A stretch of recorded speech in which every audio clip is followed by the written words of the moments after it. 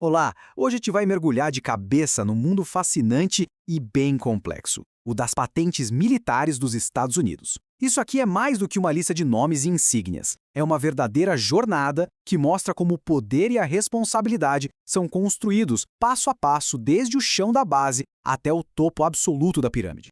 É exatamente isso. Quando alguém entra para o exército, essa pessoa é praticamente invisível. Sem insígnia, sem reconhecimento, é só mais um número dentro de uma máquina militar gigantesca. Os dias começam muito antes do sol nascer, numa rotina insana de treinamento e disciplina. E tudo isso no mais completo anonimato. E essa é a grande pergunta, né? Como se sai dessa invisibilidade total para se tornar um comandante que muda o rumo da história? É exatamente essa jornada que a gente vai desvendar agora. Ok, vamos começar essa subida.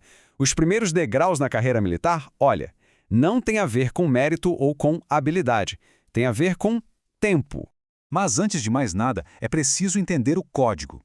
Todo militar, não importa se é do Exército, da Marinha, dos Fuzileiros, da Força Aérea, da Guarda Costeira ou da novíssima Força Espacial, tem um grau de pagamento. É um sistema que padroniza tudo, a patente e o salário, em todas as forças. A letra diz a categoria e o número, o nível. Simples assim. Nesse comecinho, a coisa é automática. Um recruta E1 não tem nenhuma insígnia, é o tal fantasma. Mas depois de 6 meses, pronto, a promoção para E2 vem. Mais ou menos um ano depois, E3. E durante todo esse período, a missão é uma só: aprender a obedecer. Ah, e um detalhe interessante: o Exército valoriza quem chega com mais preparo. Quem já tem um diploma universitário pode muito bem pular essas etapas iniciais. É aqui que o jogo muda completamente. A gente deixa para trás as promoções automáticas e entra no território dos suboficiais, os famosos NCOs. Eles são a espinha dorsal do Exército, sério. São os líderes que pegam as ordens e fazem a mágica acontecer no campo. E essa é a primeira grande decisão na carreira de um soldado. No nível E4, é preciso escolher um caminho. Vai ser o especialista, focado em ser o melhor na parte técnica de uma função, ou vai ser o cabo, o primeiro degrau de verdade na escada da liderança, já com uma pequena equipe para comandar? É a escolha clássica entre ser o perito ou ser o chefe. Chegar a sargento, no nível E5, é um ponto de virada. Agora, só o tempo de casa não adianta mais. É preciso provar o próprio valor, com cursos de liderança avançados e notas altíssimas em avaliações de todo tipo. Daqui para frente, a competição fica acirrada. Promoção passa a ser uma conquista e não mais um direito. E conforme se sobe na hierarquia dos suboficiais, uma outra camada de complexidade aparece. A habilidade técnica e liderança são fundamentais, claro, mas elas não garantem mais a próxima promoção. As recomendações dos superiores se tornam cruciais. A capacidade de construir relacionamentos, de navegar na política interna, isso vira uma ferramenta poderosíssima.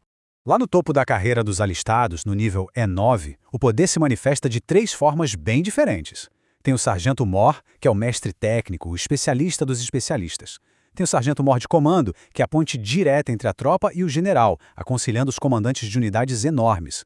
E, acima de todos eles, o sargento-mor do exército, uma única pessoa que é a voz de todos os soldados alistados perante o mais alto comando. Mas, espera aí, existe uma outra rota para o poder, uma que não se encaixa nem na carreira dos alistados, nem na dos oficiais comissionados. É a trilha dos especialistas supremos. Exato!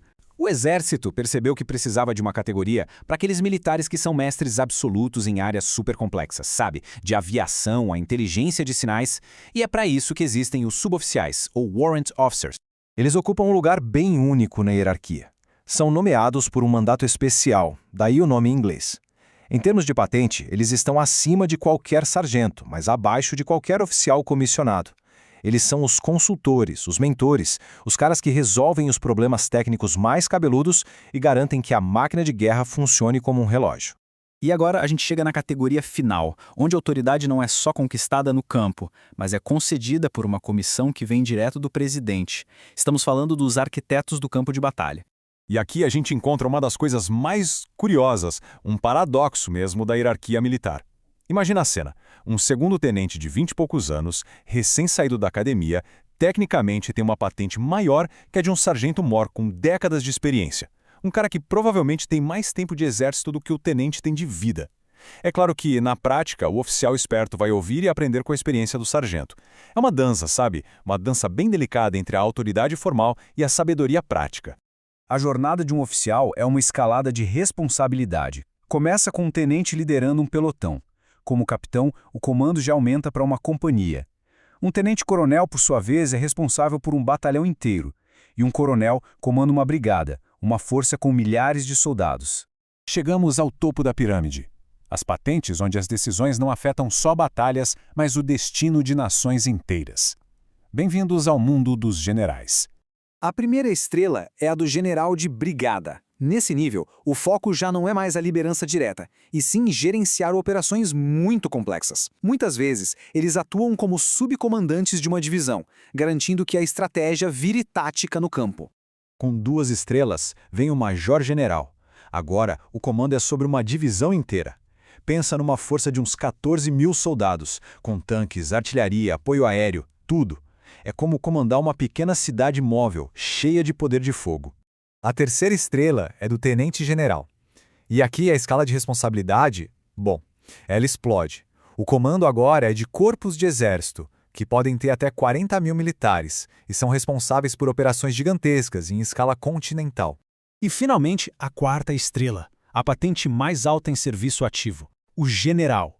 Eles não lideram só batalhas, eles planejam guerras inteiras, comandam exércitos ou comandos estratégicos globais. A opinião deles tem peso lá na Casa Branca. Mas ainda existe um nível acima, a quinta estrela, o general do exército. Uma patente tão poderosa, mas tão poderosa, que só é dada em tempos de guerra total, quando a sobrevivência da nação está em jogo. A última vez que ela foi usada foi em 1950.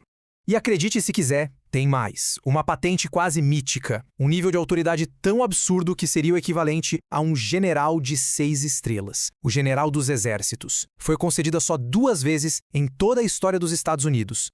Então, essa é a jornada completa. De um recruta invisível até uma patente lendária. É uma escalada que mostra que o poder militar é feito de tempo, de mérito, de liderança, de conhecimento técnico, de influência política e, no fim, de uma responsabilidade histórica. É uma anatomia complexa, onde cada degrau, cada estrela tem seu próprio peso e seu próprio significado. Valeu por acompanhar a gente nessa análise.